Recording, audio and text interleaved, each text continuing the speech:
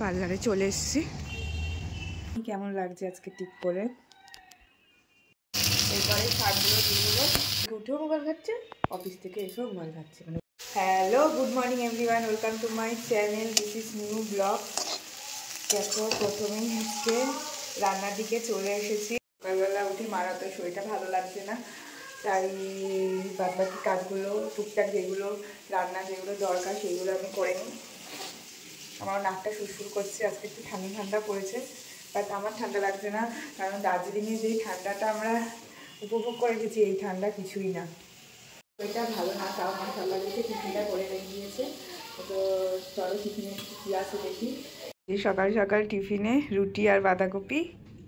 মা আমাকে বললো যে মাছটা ভেজে নে,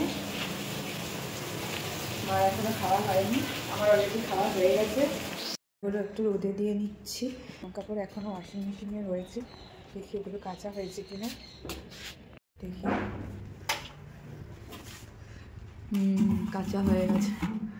জামা কাপড়গুলো বেলে বার করে মেলে দিই ছাদে। কত জামা কাপড়, ও বাবারে, জামা কাপড় শেষ হচ্ছে না, এক বালতি।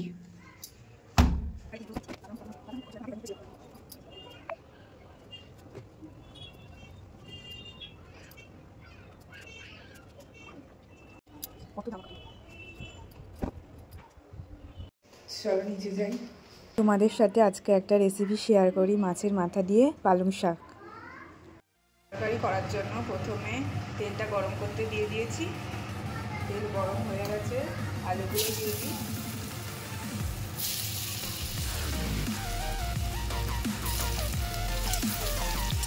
দিচ্ছি তেল গরম করতে দিয়ে দিচ্ছি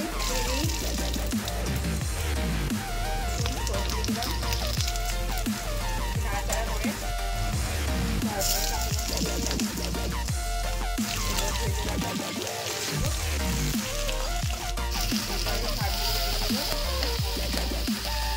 হলুদ দিয়ে দিলাম, তেল চামচ ভেজে রাখা আলুগুলো দিয়ে দিলাম, জল দিয়ে দিলাম, মিনিটের মতো ঢেকে রাখি। মাছের মাথা রেডি। খেতে যা দারুণ লাগে, অনেক রান্না করেছে। ট্যাংরা মাছ দিয়ে ফুলকপি, ডাল, শাক ভাজা, এদিকে কড়াইতে রয়েছে পালং শাক দিয়ে মাছের মাথা। তোমরা জানো কি না জানি না, আমার বিয়ের সময় আমার দিদিরা আমাকে বলেছিল খোলা চুলে কখনো সিঁদুর পরবি না, যাতে নাকি স্বামীর অমঙ্গল হয়। তাই আমি কখনো খোলা চুলে সিঁদুর পরি না, সবসময় সিঁদুরটা পরি যখন চুলটা বেঁধেই পরি। আজকে ভাবছি একটু টিপ পরি, আমার মুড অনুযায়ী টিপ আমার মাঝে মাঝে পরি, আবার মাঝে মাঝে পরি না। দেখি কেমন লাগছে আজকে টিপ পরে। শীতের বেলা দেখতে দেখতে কখন সময় চলে যায় বলা যায় না। 1টা বেজে গেল, 10টা বাজে ঘুম থেকে উঠলাম, তো এখন দেখো 1টা বেজে গেল। মানে শীতের বেলা কখন দেখতে দেখতে যে সন্ধ্যা হয়ে যায়। ছোট তো ভাতটা হতে থাকুক, ছাদে জামাকাপড়গুলো দেখে আসি যে শুকিয়েছে নাকি। ছাদে এসে জামাকাপড় শুকাতে দেখতে গেলাম যে শুকিয়েছে কি না। দেখো পাশের বাড়িতে ছাদে তারা কি দিয়েছে, বাদর খাচ্ছে। ভাতটা নামিয়ে দিই,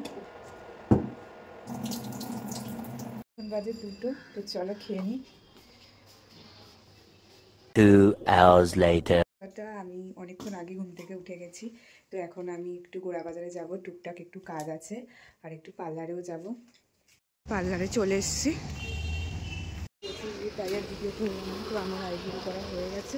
মুখটা পুরো ফ্রেশ লাগছে, আইব্রো করলে সত্যি মুখটা পুরো ফ্রেশ হয়ে যায়। আর জাস্ট একটা লিপস্টিক, তাতে আর কিচ্ছু লাগে না, সাজ পুরো কমপ্লিট হয়ে যায়। তো পার্লারে এত পরিমাণে ভিড় হয়েছে, এখন বিয়ের সিজন না, তাই জন্য জাস্ট আমি কিছুক্ষণ হলো বাড়ি আসলাম, এখনও দাদা আসার অনেক দেরি আছে।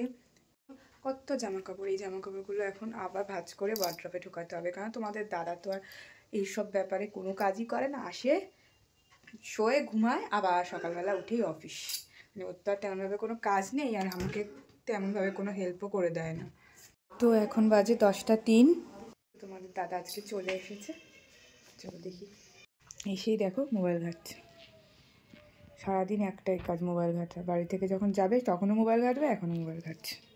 উঠেও মোবাইল ঘাটছে, অফিস থেকে এসেও মোবাইল ঘাটছে, মানে এটি কমপ্লিট।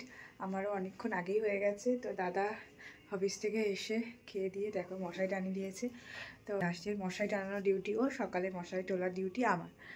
আজকের মতো গুড নাইট। ভিডিওটা যদি ভালো লাগে অবশ্যই একটা লাইক করে দিও, যারা চ্যানেলটাকে এখনো পর্যন্ত সাবস্ক্রাইব করেনি তো জলদি জলদি সাবস্ক্রাইব করে দিও।